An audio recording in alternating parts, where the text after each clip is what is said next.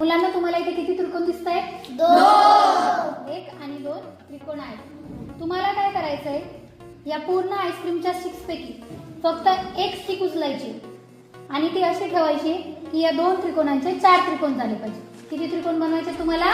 4. किती sticks move करणार? 1. समजलंय? हो. करतील ना? हो.